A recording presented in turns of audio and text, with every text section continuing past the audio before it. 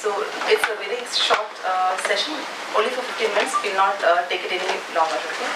So in this one, we'll see what Eclipse has to offer for Java 8. For as developers, as Java developers, how quickly you can adopt Java 8 into your everyday coding needs. Okay, and so before that, our fellow speakers have already touched upon some of the features that Java 8 is offering, like the project Lambda, which covers the Lambda expressions, the default methods, the static methods, the function interface. So you can hear that a lot of new terminologies have come into Java. And with all these Java features that has come in, a Java code now might look like something like this. So this is a code snippet that was taken from one of the posts that we had in EG. And if you can see that, they've used, here they have used only the lambdas and the method references. But if you're just coming from Java, if you're coming from Java 1.5, it's really difficult to understand this code. Or just first time you're introduced to Java 8, if you look at this particular code, you really don't understand, okay, from where will I start or how will I understand this particular code. And that is where Eclipse, or for that matter any other IDE, comes into help. That is, it helps to adapt the language for your everyday need. So let's see what Eclipse has to offer. So the first step, so another agenda for the next month meetup is that we all start working, or at least try out some of the Java 8 features. So this will be a good time that you download the Eclipse, which is Java 8 compatible. So there are two options. One is if you are already working on 4.3, that is the Kepler release, then there is a feature patch available. And if you go to the wiki that is given here, so the link I have already given in the slide. So here the update site URL is given, and how you can set up your existing 4.3 installation with Java 8 feature is available here. Or or you can just directly go to the downloads page. There you get the integration build, the latest integration build, that is all the integration builds after 18th March. That is 18th March was when even Eclipse also announced its support for Java 8. So all the integration builds after 18th March is supports Java 8 and Eclipse. So you can either download one of the latest integration builds, or you can update your existing 4.3 Eclipse with the Java 8 feature. So once you have your Eclipse IDE ready, the second thing is to install the JDK 1.8. So if you have installed it properly, then the moment you open your Eclipse, Eclipse will automatically detect the Java 8. If not, you can go to the Windows preference and get it. So I'll just go to the Eclipse part. So this is the integration build that I have downloaded now. So this is the 25th March. So this is the 25th March in the build, and it has Java 8 features. And if you see here in Windows preferences, you can go to Java and install JRE. So this is where it has recognized the Java 1.8. So, but if you have multiple Java in your system, then you can directly go here, come here, and then add the installation, or just point to that particular JRE so that you can start working on Java 1.8. So once you have the setup ready, so basically you have your Eclipse and the Java 1.8 setup ready. So that's pretty much it. You can now start coding in Java 8 using Eclipse. So as we said, we saw many features, right? So Eclipse provides many good features, or that can help you adapt the language. So some of them, like okay. So these are some of the features that Eclipse is supporting. So the first thing is that the Eclipse compiler for Java. Not sure how many of you are aware of it, but Eclipse has its own compiler. It doesn't use the Java-C that is provided by Oracle, but it has its own compiler. So that is called the ECJ, the Eclipse compiler for Java. So the compiler now recognizes the Java 8 features, or if you have a code that is written in Java 8, for it to be compatible or compilable in Java 8 in Eclipse, the compiler has to be first set up. So that is the JDT core team was working on that, and the lead,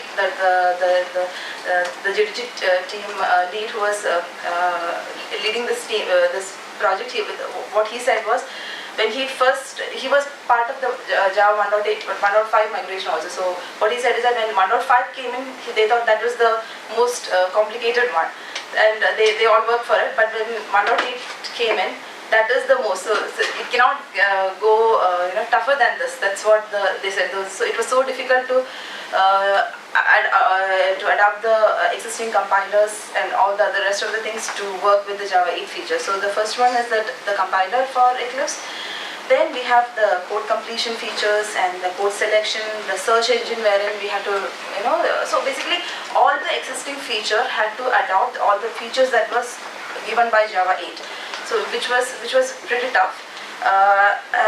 So these are some of the things that I'll just show you some of the demo of some of them.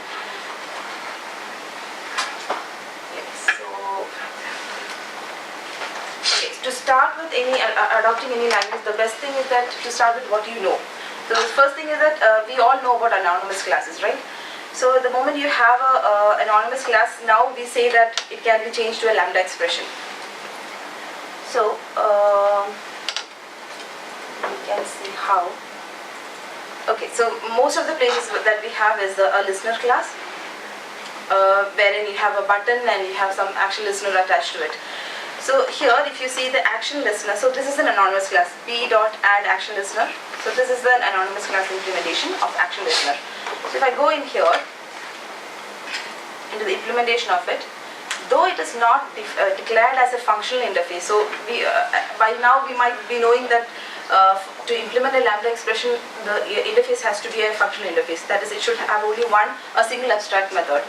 So if you see here, though it is not declared as a functional interface, it has only one abstract method. That is, the action performed is the only one abstract method that is present in this. So this qualified to be converted as a lambda expression. So now coming back to our example here. So we are familiar with this particular code. So now if I press Ctrl 1, that is the quick assist that is available in that's a shortcut for the quick assist in Eclipse, Ctrl 1. So if you will get an additional one, that is convert to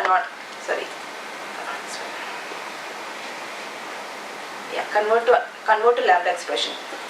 So if you see here, it has converted. So whatever they said, all that extra things, that is the things that can be inferred by the compiler or the boilerplates, they are removed. Now the things that you require, only that part is maintained in it. So if I put it back, so the add action listener is the method which takes an action listener. So basically the compiler need not know that I am going to say new action listener, because that only an action listener can be used over there. So it has removed that part, and also then even this is the only method that is there in that interface, right? The only one interface abstract method that is there. So we have to anyway implement it. So even that is also taken out. And what remains is only the thing that is required for the implementation of the interface. So that is one cool feature. So you can start by an anonymous class, because we all are familiar with anonymous class. So start converting from that. So slowly you can understand the Java 8 feature, like the lambda expression. So that is one, and then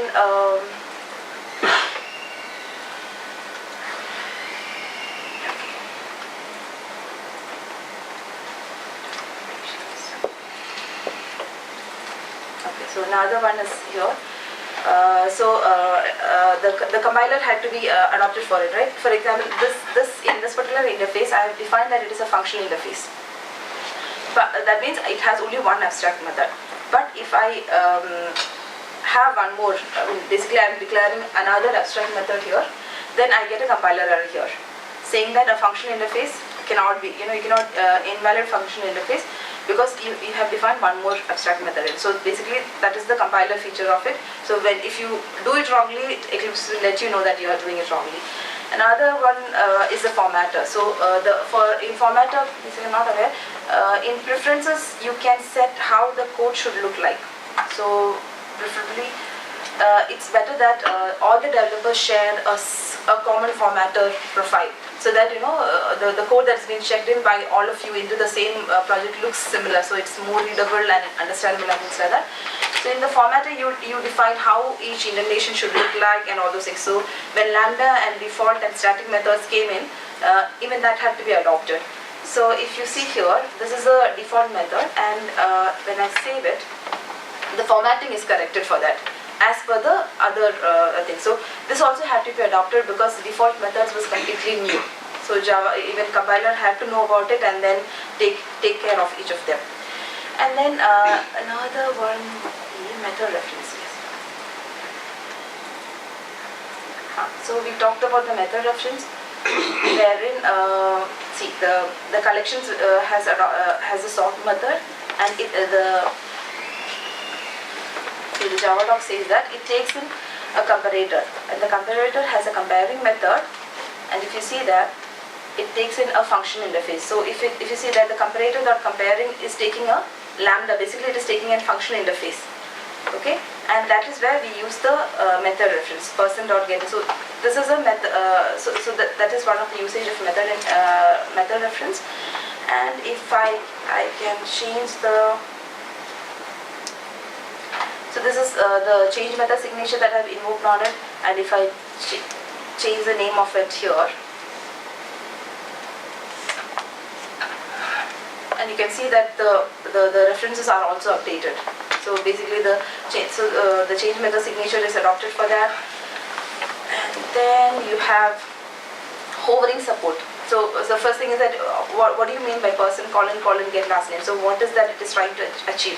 So the hovering support, wherein the Java doc of it is supported by in Eclipse. Change method signature, the type hierarchies. So okay, yeah. So this is another example wherein we use the lambdas here, and I want to know where all this compute size is. So the compute size is coming from here. That is my function interface here. Now I want to know who all has implemented it, including my lambda. So if I do an F4 here, I get all the implementation of that particular method. So Eclipse has supported the type hierarchy part of it. The search, if you search for it, where all it will be used. Okay.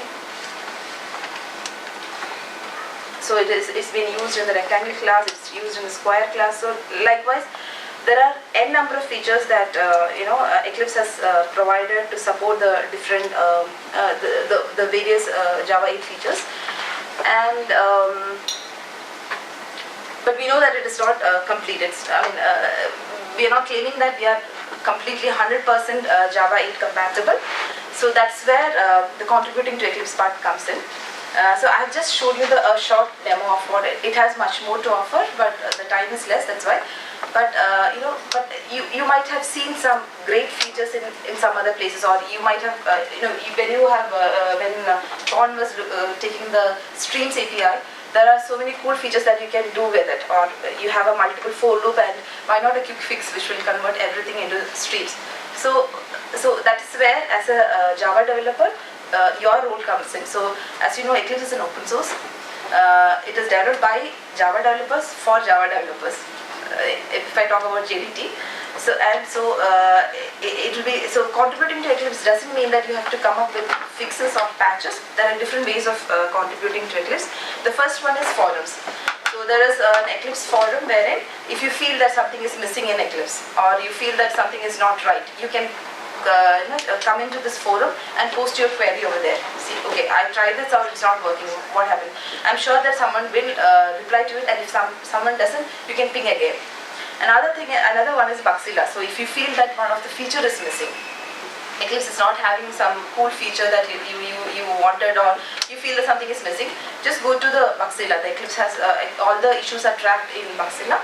You can go there, see if there is already an existing bug for that same. If you don't find any, as a developer or as any person, you can just create a new bug, saying what is that is missing and what is that you want.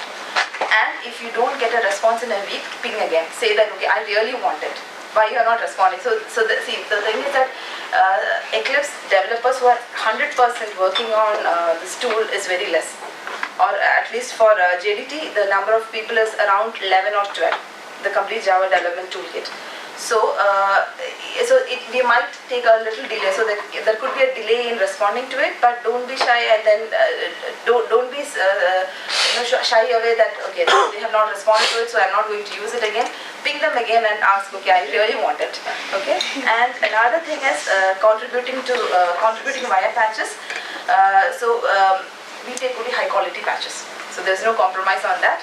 If a code has to go in, or if you have to check in something into Eclipse, it has to be of high quality. And we have jotted down the points or things that we look into a quality patch. And if it satisfies that, then you are good to go in the first review, or else it has to go through multiple reviews. So, but still, there is a wiki page that is available on how to set up your Eclipse workspace with the JDT, and I'm sure that as a Java developer, there could be some small things like changing the label or something, but it might be annoying basically, and you'll be wondering, okay, why Eclipse has not changed it so far, but. It is easier that you can also contribute. It's easy because it's open source, so you can contribute your patches and ask them to get it reviewed and get it in the next release.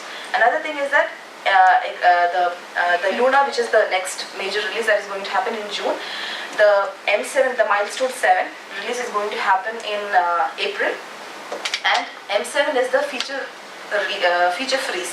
So after M7, no new features will go in. So now is the right time that if you feel that something is missing in Java 8 which you would like to see in Eclipse, you have to, this is the right time to talk now.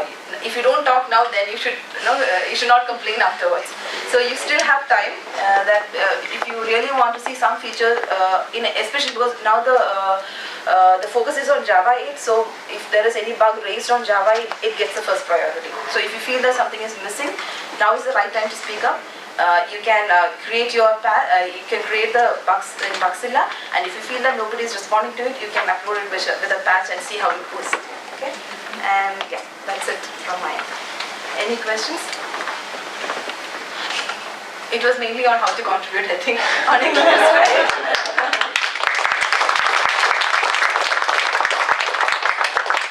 Ben, just a quick question. With the other IDEs, a lot of the streams API and the generic support was a bit wonky, but like even for the recent Java 8 launch day, there was still some red underscore highlighting of like methods in streams that work properly with the generics isn't tuned properly. So how's generics handled with ECJ?